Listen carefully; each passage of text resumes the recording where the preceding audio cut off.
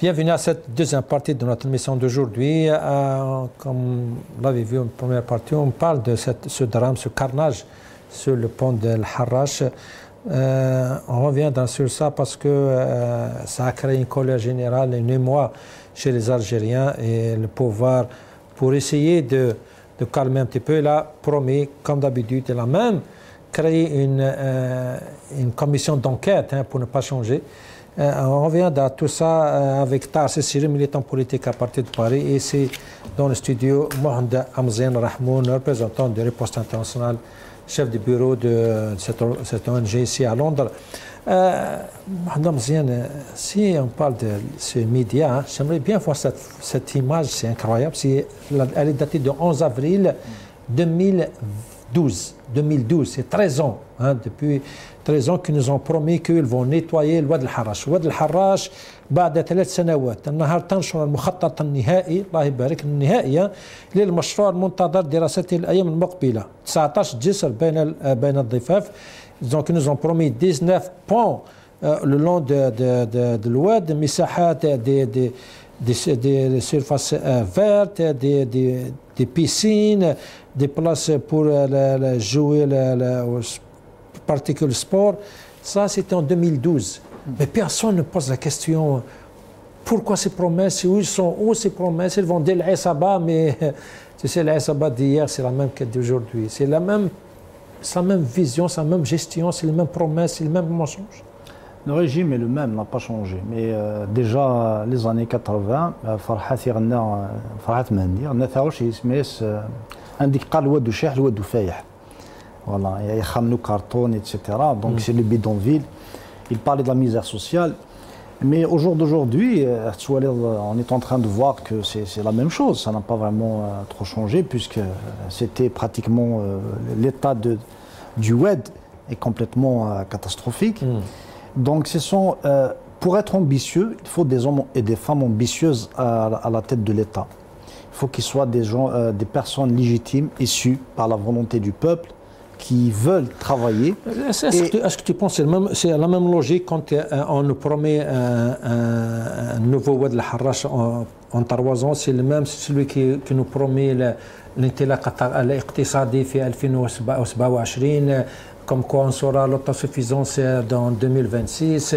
C'est ça la même logique des promesses, et sans, bien sûr, il n'y a pas de bilan, sans poser les bonnes questions. Quand tu nous promets, à la fin de la promesse, il fallait poser la question, ok, ta promesse tu l'as faite, où est-ce qu'elle est? C'est ça, c'est la même logique. Il y a la réalité du terrain, ce qu'on voit chaque jour. C'est ce que vivent les Algériens. Parce qu'entre les promesses ou les fêtes d'annonce ou des paroles comme ça dans l'air, tout le monde peut le faire. Dans un discours de campagne, on peut faire tout ce qu'on veut. Et même quand on parle. Mais la réalité du terrain, elle est là. Je donne un petit exemple. Le chauffeur, le pauvre chauffeur du bus, lui, c'est pas un chauffeur. Lui-même, il le dit que c'est pas mon métier. Mais pour arrondir le mois, parce qu'il doit gagner sa vie, il est chauffeur. Donc, c'est ça la réalité des Algériens. Beaucoup font 2-3 métiers supplémentaires pour parvenir à subvenir aux besoins de leur famille. Certains ne peuvent pas le faire aussi. Ils ne sont pas tous débrouillards, ils n'ont pas tous les mêmes capacités, etc. Donc, le peuple algérien, beaucoup de couches sociales, malheureusement on parle de couches sociales, souffrent du vécu. Deuxièmement aussi, cet accident soulève beaucoup de questions, mais qui renseignent sur, si vous voulez, la politique.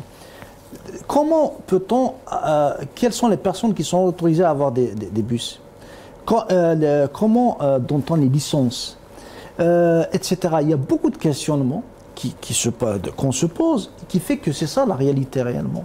Et après le reste, toutes ces promesses, on va faire ceci, on va faire cela, tout le monde peut les faire. Sauf que ces questions, M. Rahmoun, que vous venez de poser sur ce drame, sur ce secteur de la communication, le transport, je vais dire la même chose, les mêmes questions sur la gestion de la diplomatie. Qui réfléchit, qui donne ses stratégies, comment on réfléchit. C'est la même chose. Tu parles de l'éducation, qui réfléchit sur le système éducatif, sur le transport, comment gérer quand c'est en été, quand c'est en hiver, comment on gère nos écoles, les hôpitaux, la même chose. C'est ce qu'ils disent. C'est pour ça que beaucoup de militants disent que le problème, c'est pas un secteur où les questions que vous venez de poser, ce pas des questions qu'il fallait poser parce que c'est la même question dans tous les secteurs, dans tous les domaines, c'est le même problème. C'est la gestion, c'est un problème politique, ce n'est pas un problème d'une petite gestion ou d'un chauffeur ou d'un bus ou d'une pièce détachée. C'est ça le drame, c'est Rahman. C'est vrai qu'il y a quand même de bonnes choses, mais généralement c'est ça, mais il y a de bonnes choses quand même, il ne faut pas les oublier. Mais il y a une chose qu'il faut se dire en tête et qui est, je pense, à mon sens, logique, c'est-à-dire pour qu'un Algérien, les Algériens, puissent accepter une autorité et se mettre en action, il faut qu'ils choisissent l'autorité. En d'autres termes, il faut que le pouvoir lui-même a tout simplement de la légitimité. Or, le problème de 2019 à ce jour, l'équipe actuelle n'est pas légitime. Une équipe qui n'est pas légitime ne peut pas conduire les Algériens vers un projet. Un simple exemple, pour que tu acceptes un ordre dans un système hiérarchique, hein, il faudrait bien que tu acceptes celui qui te donne l'ordre, tu l'acceptes comme étant ton autorité, pour que tu puisses agir.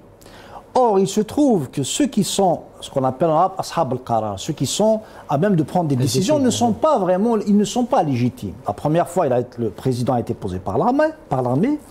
En septembre 2024, il y avait un fiasco électoral. Il y a une équipe et encore, regardez le bas blesse.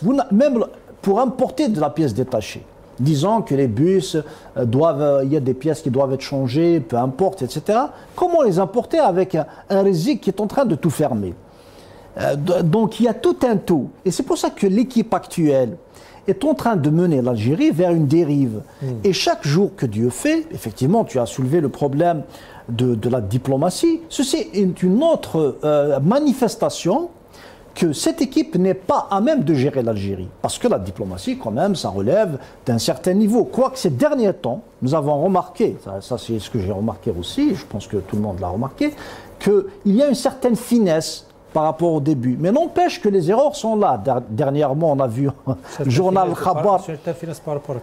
Par exemple, si on prend le dernier communiqué qui a été médiatisé en réponse à la lettre de Macron pour son Premier ministre, il y a un communiqué qui était technique, ils ont bien choisi les paragraphes, et ils étaient vraiment fins, alors que notre diplomatie, avant, souvenez-vous, quand il y avait, au début de la crise, et surtout, et après l'affaire Amir DZ, c'est une diplomatie qui donnait des communiqués tout à fait hasardeux. Donc sur ce plan, il y a une certaine finesse. Mais n'empêche que malgré ceci, on s'est aperçu que le journal Al-Khabar et l'Expression ont fait 2 articles. On peut tomber, c'est incroyable, ces articles sur une question d'espionnage dont sont accusés le centre culturel français. On va écouter les accusations dont tu viens de parler. On va écouter cette vidéo et je reviens. ففرنسا اليائسة حولت أدواتها الناعمة إلى منصات لجمع المعلومات وزرع الفتنة والفوضى بالجزائر. فالمعهد الثقافي الفرنسي الذي أنشئ بفروعه المنتشرة بالجزائر ووهران وقسنطينة وعنابة وتلمسان سنة 1962 لتعزيز التبادل المعرفي والثقافي في إطار العلاقات بين البلدين بعد الاستقلال، تحول اليوم إلى ورقة تسمح لباريس بإدارة احتياجاتها السياسية والاستخبارية القذرة، فخلف جدران المعهد الظاهر على أنه مركز للمعرفة والتعليم يخفي لعقده لقاءات سرية بين موظفي السفارة الفرنسية والشباب الجزائري الذين يتم اختيارهم بعناية وغالبا يكونون من الفئات الهشة اجتماعيا والساذجة، وذلك قصد جمع معلومات وإعداد ملفات شخصية واستقطاب عناصر محلية لخدمة أجندة باريس المدمرة. الجمهورية الخامسة التي لطالما تغنت بخطابات رنانة كالشراكة والصداقة والمصداقية الزائفة، ها هي اليوم تضع نفسها محل سخرية ما إن لجأت للثقافة كغطاء لتمرير مصالحها النجسة والنتنة. قال فرنسا تغال محل سخريه ولا مزان ولا سخريه malheureusement maintenant هنا نكوني هذا أنسل pour voir pour avoir une idée parce que puisque l'ANIRA l'autorité qui est audiovisuelle c'est elle est intervenue parce que pour elle les 4 chaînes dont Il était question, ils n'ont pas fait leur travail professionnellement. Quand on écoute cet article des accusations très très graves, sans aucune preuve, la même chose, peut-être même le NTV, il faut le rappeler, ce qu'ils ont dit sur l'Émirat, c'est bien de le rappeler, comme ça les téléspectateurs vont avoir une idée de la gravité des choses et c'est qui vraiment Mahal Sakhria. On va écouter un reportage sur l'Émirat. هذه الدويلة المصطنعة التي تحولت إلى مصنع لإنتاج الشر والفتنة عادت هذه المرة عبر إحدى قنواتها اللقيطة لتنفث شكلا جديدا من السموم والوساخة والعفن والوقاحة وسط الجزائريين. الفارق أن الدويلة المصطنعة تجاوزت هذه المرة كل الخطوط الحمراء وكل الحدود التي يمكن لجزائر العراقة والنبل والشموخ أن تغض الطرف أو أن تسكت. نسي الأقزام القائمون على دويلة الإمارات المصطنعة أو تناسوا وهم الذين باعوا ما لا يملكون العرض والحياء والشرف لأسيادهم السفاحين قتلة العزل من الأطفال والنساء والمسنين. C'est Tahar, quand une chaîne essaie de faire lumière sur la colère des Algériens, sur la solidarité dans la peine, dans cette peine après ce désastre, parce que les Algériens ils ont souffert avec leur famille. C'est la même chose.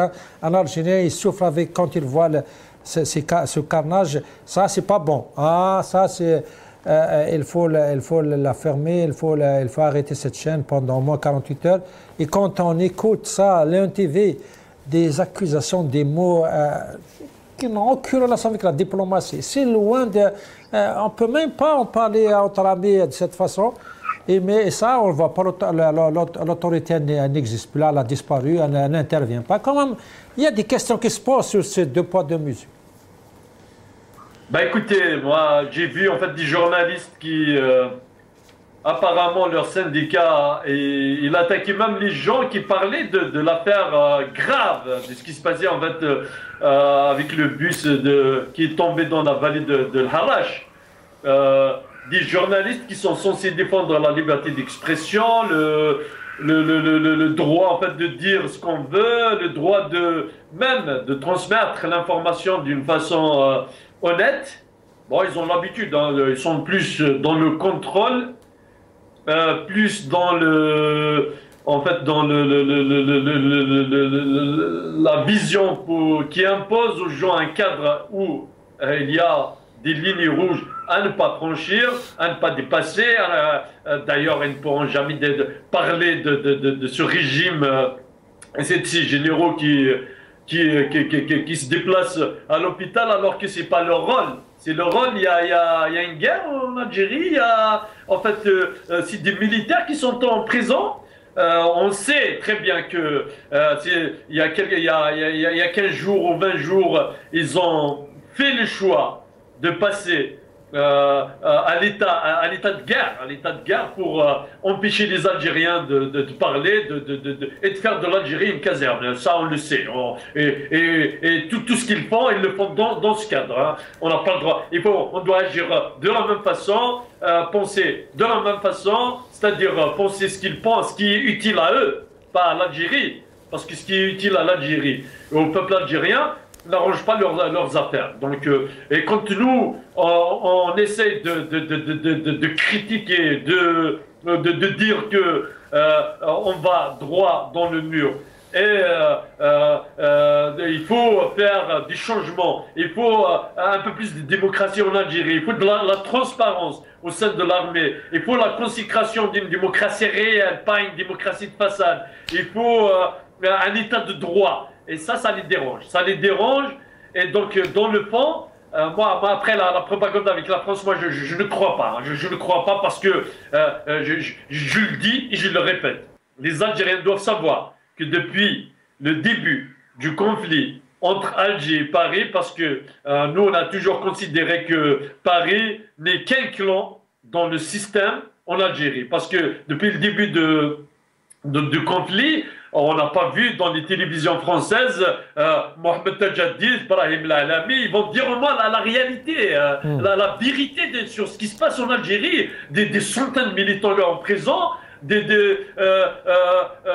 milliers d'Algériens qui meurent dans les routes de la mort, dans les hôpitaux. Ils vont dire la vérité, mais ils ne le diront jamais. Parce que, dans le fond, la France essaye de critiquer un clan, mais ils feront tout pour protéger le système. Et ça, c'est problématique. Ça, c'est très, très problématique. Donc, voilà pourquoi le régime, il tient grâce à la Macronie qui essaie par tous les moyens de le protéger quand même. Et ils vont attaquer quelques pions pour faire passer c'est comme en fait dans les jeux, ils vont attaquer quelques pions pour se frayer un chemin, mais jamais le système, parce que la dictature, le totalitarisme, les arrange. On peut faire ce qu'on veut, les oligarques peuvent faire en fait des affaires facilement, et la corruption, ça ne les dérange pas.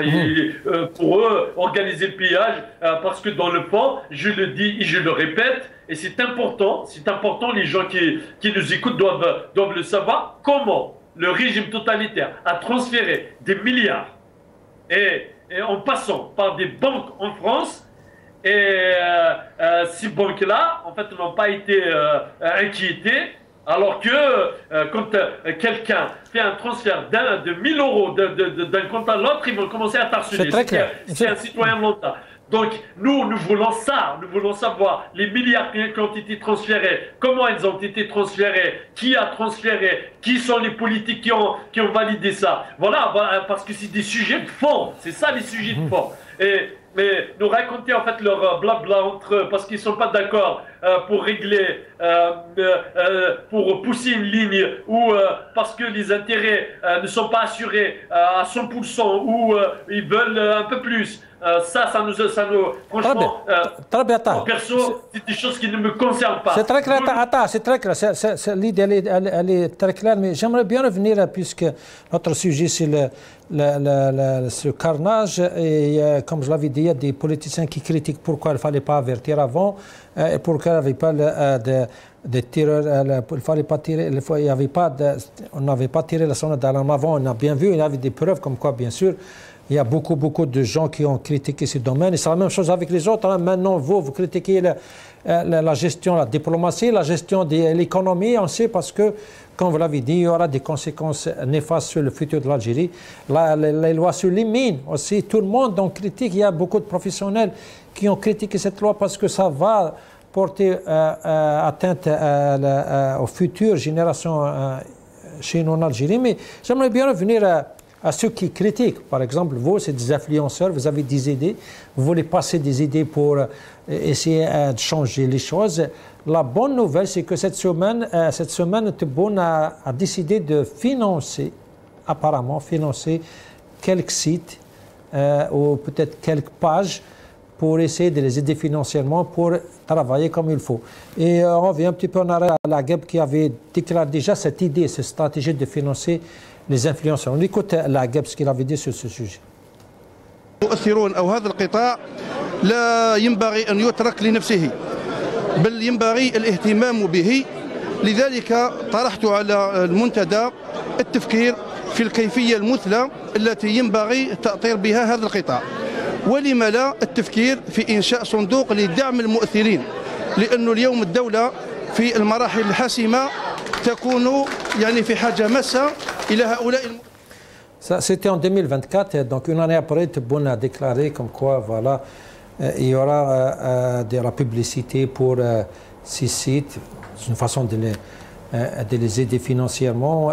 C'est une bonne chose, les influenceurs pour aider à améliorer les choses, à tirer la sonnette d'alarme, à critiquer la situation, à pousser au changement. C'est ça le but, c'est Mohamed. Non, même le ministre de la Communication, il a parlé d'un front commun contre les ennemis de l'Algérie. Ça rentre dans ce sens. C'est-à-dire, en fait, j'imagine, c'est pour un tout petit peu critiquer les opposants déjà. Du moins les voix... donc ils vont choisir les influenceurs, c'est ceux qui sont avec leur... Certainement, il y a de l'argent, c'est de l'argent public déjà. Déjà c'est l'argent public, ils vont les financer avec l'argent public. Donc, et le choix de ces personnes, qui sont ces personnes? Est-ce que ce n'est pas des gens, des fils de qui, etc. Maintenant il y a beaucoup de questions. Déjà on peut penser, qui sont-ils? Comment ils les ont sélectionnés? Voilà, qui va choisir? Qui va choisir, etc. Mais c'est de l'argent public. Mais ça va pas, ils ne vont pas donner de l'argent à quelqu'un qui va les critiquer. Et si tu permets, j'aimerais quand même rebondir sur quelque chose d'important, à mon sens. C'est que, effectivement, M. Srir a parlé, Srir a parlé de la connivence entre la France et l'Algérie. Oui, c'est clair. Mais c'est pour ça que jusqu'à maintenant, on ne connaît pas la liste de ceux qui ont des biens mal acquis à l'étranger. Mais la question que je me pose, s'il y a des personnes qui peuvent être touchées par un pays étranger pour espionner l'Algérie, moi je pense qu'ils doivent toucher des personnes qu'ils connaissent, dont ils ont des accès. Pourquoi ne pas poser la question, peut-être parmi ces personnes qui ont des biens mal acquis en France, pourquoi ne pas penser que ce sont eux qui peuvent être touchés pour des affaires d'espionnage? Pourquoi ne pas toucher des personnes à l'intérieur du régime, parce qu'il s'agit des affaires d'espionnage? Donc l'article là de l'Khabar et de l'Expression sont en train de parler de jeunes Algériens naïfs, et pour certains, ils sont des cas sociaux. Ils peuvent être encore sans donner rien de l'objectif. Je t'assure, moi, un jeune dans une situation de cas sociaux, comme tu l'as dit, il ne va pas trouver une place à un centre culturel français. Mais laissez-moi l'idée, on va prendre la logique, cette logique, pour démonter l'argumentation. Parce qu'il y a beaucoup de propagandistes du régime qui sont en train de fausser l'analyse des gens et prendre les gens pour des stupides. Donc si ce sont des jeunes gens d'extraction sociale, sont des cas sociaux, ils sont des gens naïfs, ils se retrouvent à être cooptés, encore ils ont dit dans un restaurant qui coûte très cher, regardez la stupidité, ils nous prennent pour stupides, dans un restaurant qui coûte très cher pour que les autres ne les voient pas. C'est-à-dire même si vous voulez coopter quelqu'un, la discrétion est totale, on ne peut pas, il ne faut pas qu'il laisse des traces. Deuxièmement, si on veut espionner un pays, on doit espionner son ministère de la Défense, son ministère de l'Économie, ses ministères, pour savoir s'il y a des brevets, s'il y a de la technologie, est-ce que pour avoir des données réelles sur l'armée algérienne, etc. Donc, si c'est une influence culturelle, l'influence culturelle, elle existe. Plusieurs milliers d'Algériens partent à l'étranger, maintenant ils sont des millions à l'étranger, il y a toujours une influence culturelle. Et pour un tout petit peu essayer d'aider les téléspectateurs à comprendre c'est quoi l'espionnage, regardez l'espionnage, quand on parle d'espionnage. J'ai donné ceci dans une émission en kabyle, donc j'en profite pour le redire en français, parce que j'ai remarqué qu'il y a des propagandistes qui sont en train de prendre les Algériens pour des gens stupides, c'est malheureux. L'affaire Farwell est une affaire d'espionnage.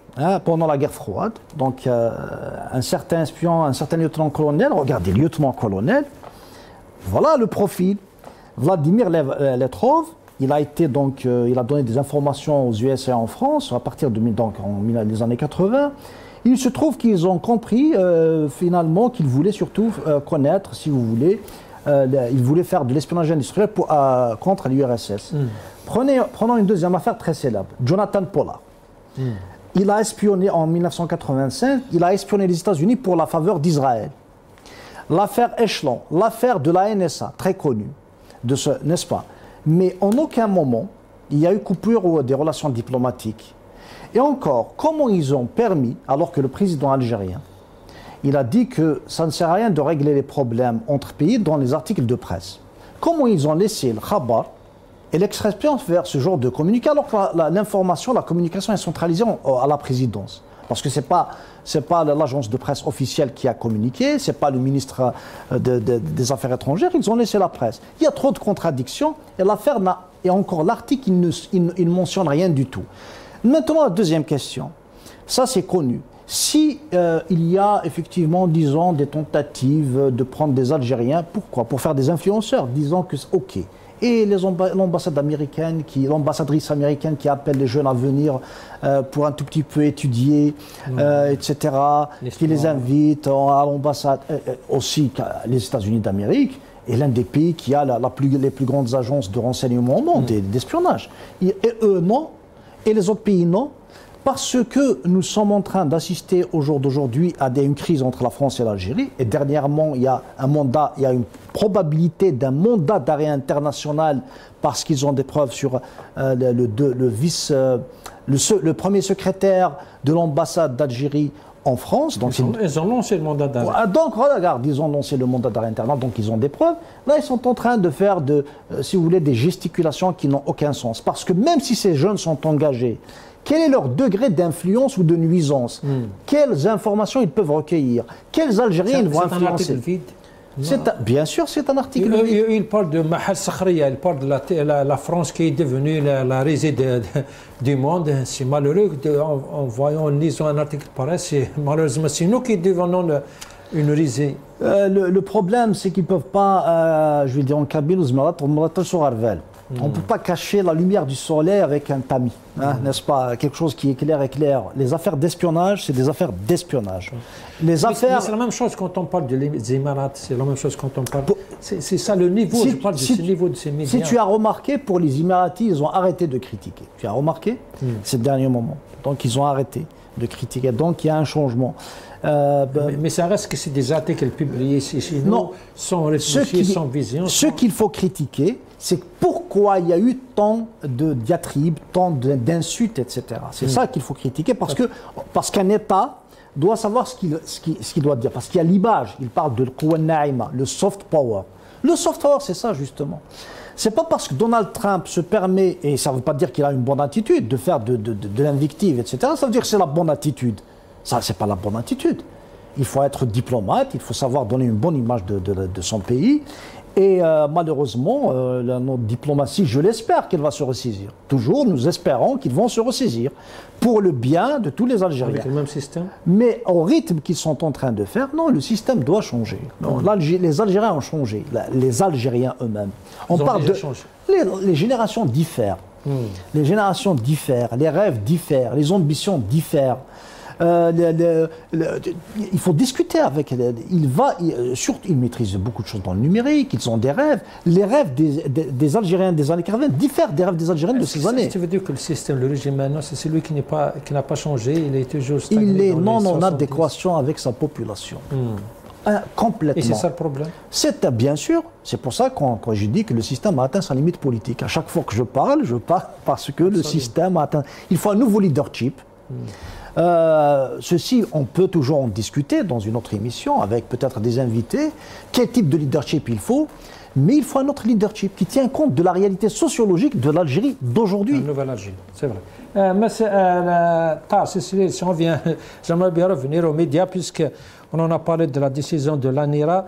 Et cette semaine, ils ont annoncé le financement de quelques sites électroniques, de quelques pages, puisqu'on parle des critiques de la situation en Algérie, que même des politiciens membres disent comme quoi on n'avait pas critiqué assez ce secteur pour attirer l'attention des pouvoirs. Maintenant, ils vont financer ces influenceurs, entre parenthèses, ces sites.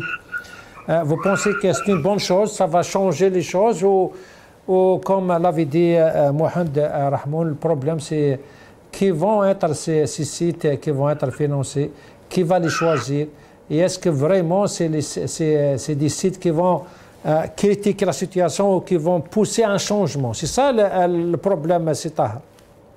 En fait, d'abord, notre lutte pour la liberté d'expression, la liberté de la presse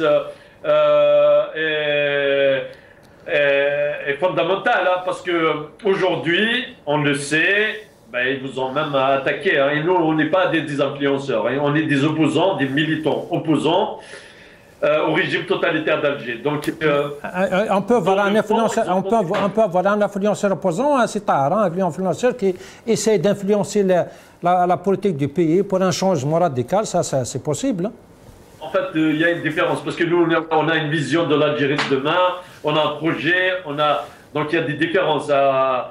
Donc, le problème aujourd'hui, c'est que le régime ne veut pas entendre des gens qui ont une vision qui est complètement différente de la leur et qui ont une vision de l'Algérie qui n'est pas une Algérie totalitaire où les journalistes n'ont pas le droit de parler, l'écrivain n'a pas le droit d'écrire, en fait le poète n'a pas le droit de s'exprimer, l'étudiant n'a pas le droit en fait de s'organiser, ni de dépendre. Attends, est-ce que je peux te poser une question? Votre site Libérons l'Algérie, est-ce que vous pouvez attendre un financement ou une aide à la publicité dans votre site de la part du gouvernement algérien? Est-ce qu'on peut imaginer ce scénario? Vous êtes algérien, vous avez un site, est-ce que vous pouvez vous présenter pour un financement ou pour vous donner la publicité? Nous n'accepterons aucun financement et surtout pas en fait d'un régime totalitaire. Est-ce qu'il y a une possibilité de leur part de financer des sites ou des pages comme la vôtre? Hein? Je veux dire, ce n'est pas que vous, mais c'est ça le problème, comme l'avait dit Rahmoun, c'est comment ils vont choisir ces sites, parce que la déclaration l'ont fait en pompe, voilà, ça y est, c'est une décision historique, il va aider les sites électroniques. C'est ça le problème, cet argent du peuple, elle va où exactement? Oui, justement, ils ont l'habitude de distribuer. En fait, nous, on a toujours dénoncé les politiques qui ont été les politiques de régime totalitaire depuis 1962, en fait, ce qu'on appelle l'économie distributive. C'est-à-dire pour faire taire les voix discordantes, pour réduire au silence. Donc, ils financent des gens. Et d'ailleurs, on a constaté qu'après quelques années de Irak, ils ont récupéré un certain nombre de pages. Et vous le savez, sur Internet, ils ont payé ces gens pour devenir les agents de propagande de régime totalitaire d'Alger. Après avoir, bien sûr, les gens le savent, après avoir recruté également des indicateurs un peu partout. Et donc, ils sont devenus en même temps des agents de propagande, des indicateurs pour récupérer des informations et aider le régime totalitaire à se maintenir. Donc, et nous, je pense que le régime ne changera pas. Le régime, voilà, il n'a pas pu changer en 60 ans. Il ne faut pas attendre qui va financer, qui va aider, qui va y aller vers une démocratie. C'est pas qui n'est là que pour faire taire les voix discordantes, parce qu'il n'a pas le projet, parce qu'il n'a pas la vision, parce qu'il n'a pas suffisamment d'intelligence pour convaincre. Donc qui va changer, qui va arrêter d'emprisonner les gens. Non, ce régime, il y a une seule chose et un seul moyen, c'est-à-dire on doit arrêter le blabla et passer à l'action. À l'action, il y a un proverbe en kabyle qui dit, c'est important. Si lui qui veut donner son avis, il doit travailler, il doit sortir sur le terrain, il doit lutter. C'est-à-dire, en kabyle, c'est une traduction. Peut-être que je n'ai pas réussi à faire la traduction à 100%, mais c'est très dans ce sens. Donc, si on veut donner son avis, il faut travailler, il faut créer des actions sur le terrain, il faut mettre en place des associations, il faut activer des syndicats. Ce régime, il est faible, ça c'est une évidence. Il a peur quand deux militants appellent pour sortir à Alger, on voit les éléments de régime paniqués, ils n'arrivent pas à trouver même le discours pour justifier une violence contre ces militants, l'emprisonnement direct et systématique. Donc aujourd'hui, il y a une réalité, c'est qu'il y a en face, nous avons des gens très très faibles sur tous les plans. Sur le plan intellectuel, ils n'ont aucun projet, ils ont accumulé des échecs sur tous les plans, et un Hirak qui doit aujourd'hui s'unir, les gens doivent s'unir. On doit changer la vision, parce que la vision c'est important d'avoir une vision, travailler pour quelque chose. et non pas rester en fait dans les luttes un contre les gens, c'est-à-dire venir vers le Hirak pour être contre quelqu'un. Donc et ça c'est important, hein. Ce que je dis est très très important et c'est ce qu'on a remarqué depuis le début de Hirak. Donc maintenant c'est le moment de travailler. Comment travailler, comment s'organiser, comment se mettre ensemble pour éviter les divisions stériles, parce que ce n'est pas le moment de division. L'Algérie est en train de sombrer, l'Algérie est en train de vivre un cauchemar, et les Algériens sont en train de vivre les pires choses en fait de leur vie, la pauvreté extrême, les emprisonnements de masse, la répression sauvage. Donc on ne peut pas rester comme ça, on ne peut pas fermer les yeux. Par contre, le régime ne pourra pas faire face si jamais il y aura un petit mouvement, hein, je parle là, parce qu'ils sont tellement détruits de l'intérieur, ils sont tellement à terre. Ils sont à terre, hein, ils partent dans tous les sens, tout simplement parce qu'ils sont à terre. Hein, on n'arrive pas à comprendre leurs décisions parce qu'ils sont à terre. Et ils vivent en fait des situations de panique générale, parce qu'ils ne font pas confiance entre eux, parce que c'est une guerre clanique, parce qu'il n'y a pas de cohésion à l'intérieur du système. Donc, dès que le peuple s'organise, dès que le peuple essaie en fait de sauver l'Algérie, parce que l'Algérie est au bord du chaos, parce que c'est ce qu'ils cherchent avant de partir. Avant de partir, ils cherchent le chaos. Nous ne voulons pas ça. Nous voulons en fait sauver en fait l'Algérie et l'enlever en fait entre les mains de ces gens-là qui sont des ennemis de l'Algérie, des ennemis de son peuple. Et même s'ils essaient de vendre en fait ce qu'ils n'ont pas, même s'ils essaient de vendre des rêves, hein, parce qu'ils n'ont jamais réalisé quelque chose, il faut le dire. Hein. Donc à part les mensonges, 1,5 milliard de litres cubes, de mètres cubes d'eau, on sait d'où ça vient en fait ces chiffres, entre même l'importation des moutons, l'importation de toutes sortes de produits, donc il y a aucune l'insuffisance partout, et les Algériens vivent des difficultés énormes. Il y a pas de partage, parce que les enfants de Chengueleha ont la possibilité de vivre en Angleterre, en France et aux États-Unis. Mais les enfants du peuple doivent faire attention parce qu'il y a des chiens de garde qui surveillent les frontières et qui les empêchent de partir ailleurs. Mais par contre, leurs enfants ont des passeports diplomatiques. Et d'ailleurs, tous les problèmes aujourd'hui qu'ils essaient de gonfler ne sont liés qu'au passeport diplomatique. Sinon, pourquoi le régime totalitaire a donné 61 biens des Algériens à la France et les utiliser comme Macron les utilisait comme il voulait et personne n'avait la possibilité de les juger. Donc eux, l'Algérie leur appartient. Les biens des Algériens, c'est leurs biens, c'est pas les biens des Algériens, et ils font ce qu'ils veulent. Et ça, on ne peut pas le vivre éternellement. Il faut travailler, il faut s'unir, il faut passer à l'action. Quand on parle de cette situation grave et dramatique hein, de l'Algérie, d'un autre côté, il y a un autre discours. On a l'habitude, chaque mois, on nous bombarde avec le Majed El Jeish, la revue El Jeish, qui nous fait un article éloquent sur la situation en Algérie. Ce mois passé, ce mois d'août, ça ne diffère pas des autres mois, c'est toujours le même discours. Peut-être le point qu'il faut donner à ce régime, c'est qu'il ne change pas, au moins sur ce rythme-là, comme quoi tout le monde, tout va bien et que tout le peuple est avec nous. On va écouter une partie de l'éditorial de la revue El Jeish, je reviens à toi.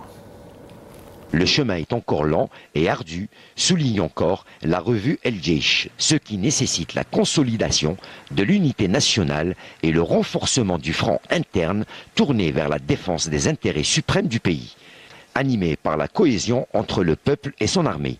Une cohésion qui demeure à tout jamais une épine dans la gorge des ennemis de l'Algérie, ainsi que le gage de sa sécurité, de sa stabilité et la locomotive de son essor, de son développement et de ses victoires. C'est une épine hein, dans la gorge des ennemis. C'est ça le discours. C'est ça le problème, c'est Rahmoun. Vous critiquez comme vous voulez. Il y a des des rapports de dizaines d'ONG, de dizaines de militants. Vous critiquez la situation politique, économique, vous tirez la sonnette d'alarme, mais pour eux, tout va bien. On est une épine, cette unité, c'est une épine dans la gorge de nos ennemis.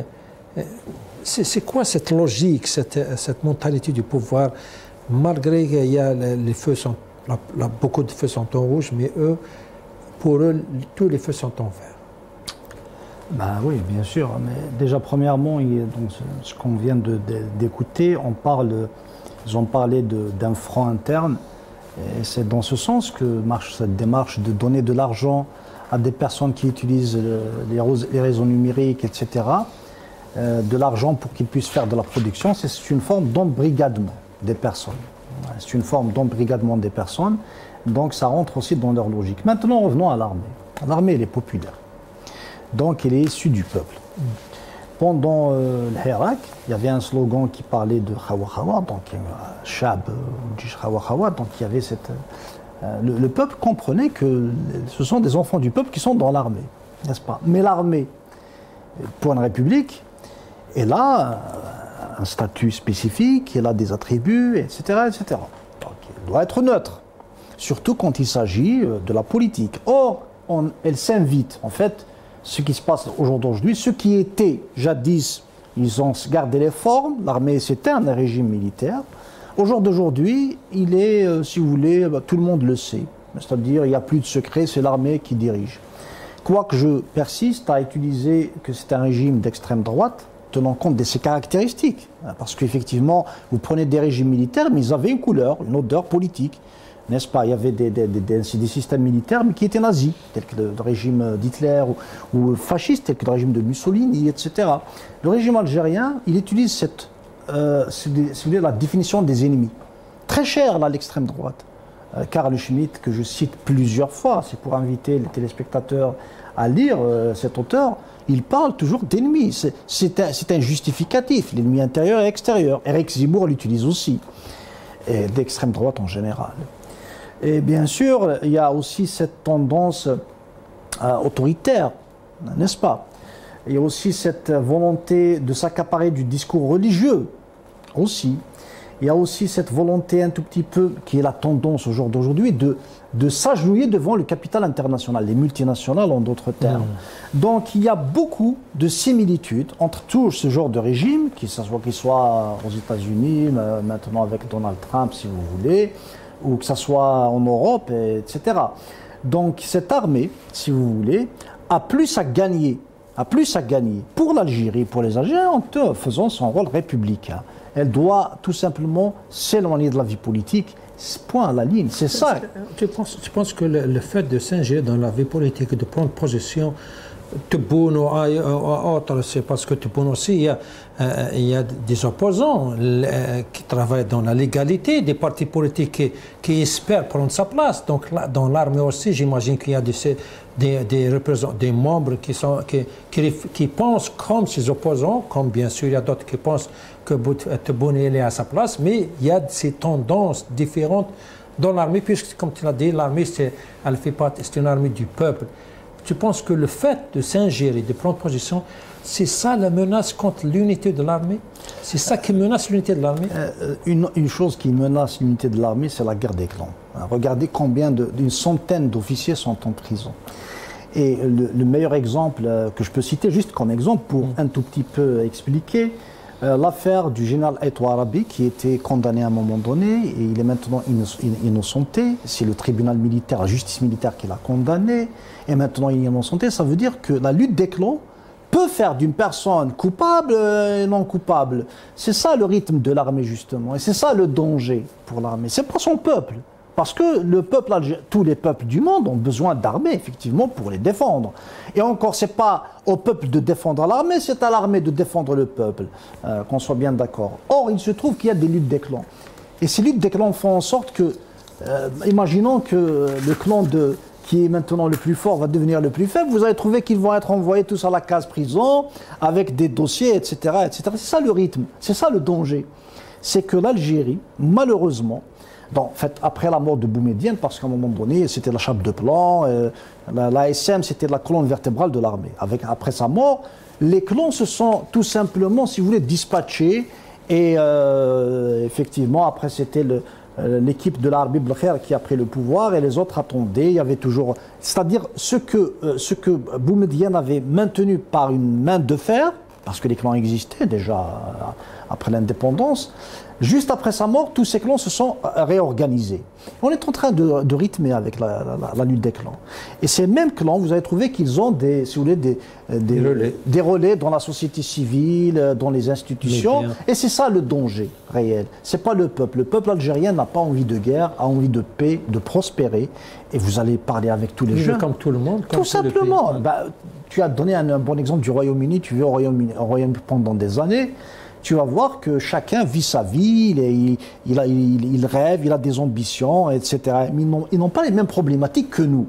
Nous avons beaucoup de problématiques et ceci est dû au système lui-même, comment il a placé les éléments de son existence. Même la population ici, parce qu'ils savent après 4 ans, si le responsable n'a pas fait son travail, ils savent comme quoi ils ont le pouvoir de le changer. Oui. Et le responsable, il le sait.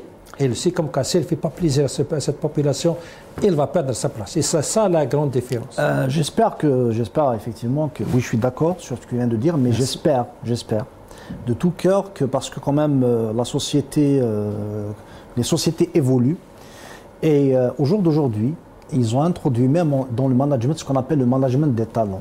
Regardez. Parce que si à un moment donné, après la révolution industrielle, etc., c'était des organisations verticales, n'est-ce pas? Il se trouve que, si vous voulez, le travailleur était complètement exploité, négligé, licencié s'il ne cadre pas. Le management a évolué. On va pas faire... mais maintenant, l'idée que je veux faire passer, dans le management des talents, il tient de considération de tes aptitudes. Tu peux être recruté comme étant informaticien, mais s'il pense que tu as des aptitudes pour autre chose, tu es orienté. C'est-à-dire les sociétés évoluent dans différents domaines pour donner aux droits de l'homme plus d'importance, au capital humain plus d'importance. En Algérie, nous avons une forme de société complètement différente. Premièrement, regardons même les entrepreneurs qui ont des sociétés. Vous avez trouvé qu'ils ont, par des relais, ils ont fondé des sociétés. Le système de management est un système directif. Les licenciements peuvent se faire sans respecter le travailleur. Je ne vais pas citer des exemples, mais je me souviens que j'ai fait un piquet de grève de quelques minutes avec des activistes devant une entreprise parce qu'ils ont licencié 18 personnes. Et par 18 personnes, 18 ou une dizaine, dont l'un d'eux avait 18 ans d'exercice. C'est dire que l'évolution des sociétés, l'Algérie n'arrive pas à suivre l'évolution des sociétés, alors que c'est comme ça qu'elle doit s'inspirer, tenant compte de son histoire, bien sûr, et de sa culture. Très bien. Mais on a 2 minutes avant de faire le programme. On parle de le régime, ils sont fragiles, il est menacé, la preuve, même le petit reportage qui montre la colère des Algériens. Voilà, ils ont arrêté les chaînes. Il y a un slogan, c'est le titre de l'émission, تهدر تحفل في سجن الحراش تسكت تحفل في الواد الحراش. C'est ça le génie algérien, c'est Tahar en un mot, et c'est ça le génie on l'avait vu, le Hirak ou Mazel, on voit les effets de ce génie chaque jour dans notre société, et c'est ça qui fait peur peut-être au régime. Vous savez, moi j'ai la conviction que ces gens-là qui ont 90 ans, d'ailleurs je ne sais pas ce qu'ils font dans l'armée, 80 ans, qu'est-ce qu'ils font, comment une personne de 80 ans va protéger l'Algérie, ils n'ont pas, c'est des gens qui dans le fond n'ont pas une vision, n'ont rien, ils ont juste la force entre les mains, et quand la force et la violence sont armés de pouvoir, ils n'ont pas d'autre choix en fait que d'emprisonner, de bâillonner, d'étouffer en fait toute voix des discordantes. Et je pense que le régime et n'a plus la force en fait n'est plus capable de ramener vers lui de l'intelligence, et il y a que des médiocres autour de cette junte militaire qui impose les chefs d'État, qui impose les ministres, qui impose les chefs d'entreprise. Mais ça, c'est dangereux pour l'Algérie de demain. Voilà pourquoi il n'y a un seul moyen, il y a une seule vision en fait aujourd'hui au sein du Hirak, c'est de revenir sur le terrain de la lutte et lutter pour une Algérie forte, une Algérie capable d'exister, une Algérie respectée un peu partout dans le monde et une Algérie qui avance. Très bien, une Algérie qui avance. يعطيك الصحة سي طه السرير ميليتون بوليتيك دا مغرب السيرتي سي فرنسا تلميذ مقاطع ما هذا الثمان ودينا سلمنا فو بيبي نيك مش تاكترونا تلميذ كطهر سي واحد امزيان رحمون ريبريزونتون دو ريبونس انترناسيونال تلميذ ميرسي بوكو très bien merci comme je vous remercie d'avoir été avec nous pendant cette émission. J'espère que vous avez apprécié les interventions de nos chers invités. Je vous donne rendez-vous, Inch'Allah, demain. Assalamu alaikum wa rahmatullah.